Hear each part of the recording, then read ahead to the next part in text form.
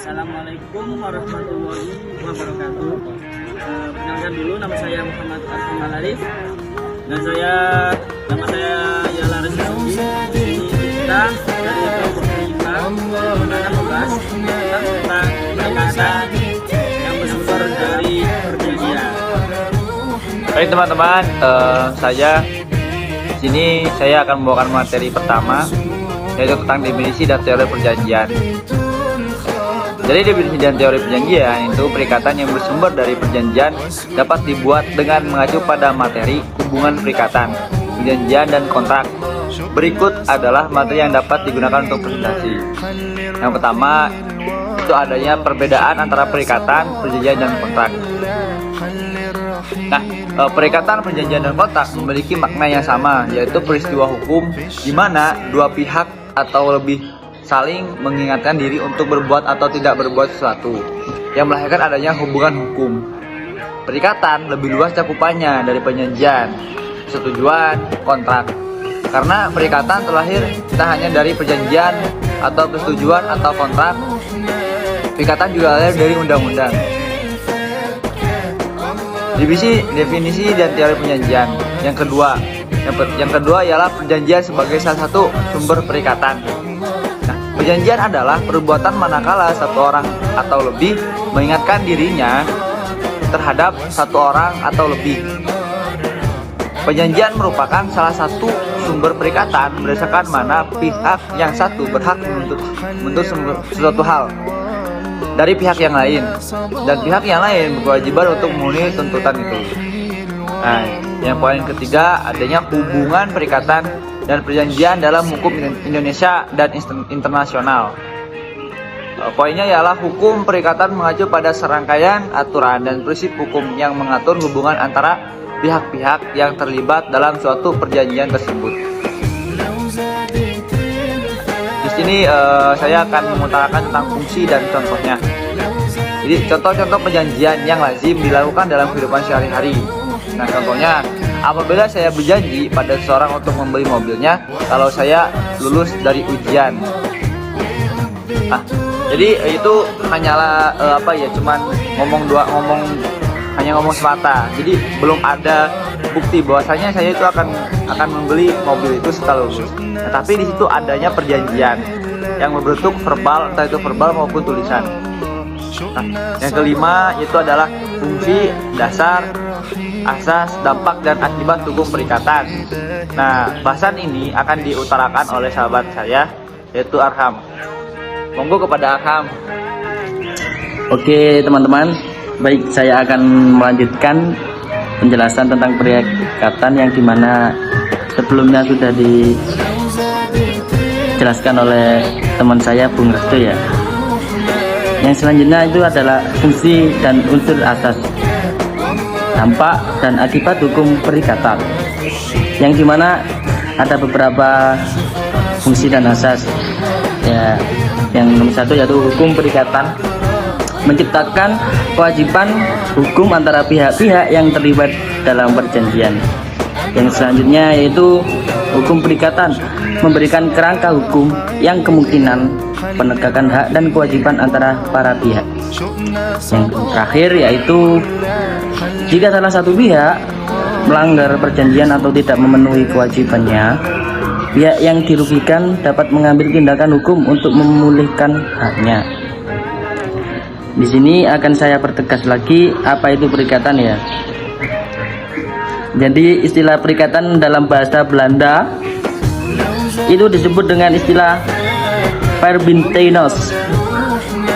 Perikatan atau perutangan merupakan terjemah dari verbintenis atau verbinden, yang dimana artinya itu adalah mengikat ya. Verbintenis berasal dari kata kerja verbinden yang artinya mengikat. Istilah verbintenis menunjukkan pada adanya ikatan atau hubungan ya, sehingga verbintenis itu diartikan sebagai suatu hubungan hukum. Oleh karena itu ya teman-teman, istilah verbintenis lebih tepat diartikan sebagai istilah perikatan, hal yang mengikat itu menurut kenyataan dapat merubah perbuatan seperti jual beli. Contohnya itu ya tadi ya, jual beli. Dengan di sini dapat didefinisikan perikatan adalah hubungan hukum yang berkaitan dengan harta kekayaan di antara para pihak, ya. Di antara para pihak. Pihak ke satu itu memikul prestasi yang diikuti oleh kontrak prestasi dari para pihak yang lain, teman-teman. Selanjutnya ada jenis-jenis perikatan. Di sini itu dibagi menjadi beberapa ya. Yang pertama adalah perikatan perdata. Yang dimana perikatan perdata itu pemenuh prestasinya dapat digugat di depan pengadilan. Yang kedua, perikatan wajar atau alamiah, yang dimana perikatan yang pemenuhan prestasinya tidak dapat digugat di depan pengadilan. Selanjutnya perikatan positif dan negatif, yaitu perikatan positif adalah mewajibkan debitur untuk melakukan sesuatu. Di sini itu banyak sekali teman-teman. Nanti bisa dibaca ya jenis-jenis dari di Google. Yang terakhir yaitu objek tentang perikatan, yang dimana objek perikatan itu berupa memberikan sesuatu, berbuat sesuatu dan tidak berbuat sesuatu perikatan untuk memberikan sesuatu prestasinya, berupa menyerahkan sesuatu barang atau memberikan kenikmatan, atau yang menyewakan berkewajiban menyerahkan barangnya tersebut, atau orang yang menyewakan kewajiban memberikan kenikmatan atas barang yang disewakan.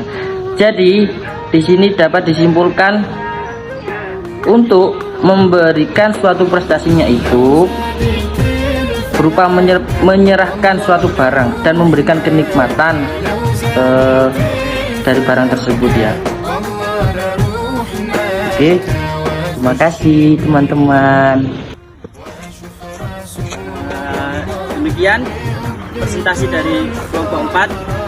Kurang lebihnya mohon maaf. Apabila ada tutur kata yang kurang enak mohon dimaafkan. Alhamdulillahirabbil alamin. Wassalamualaikum warahmatullahi wabarakatuh.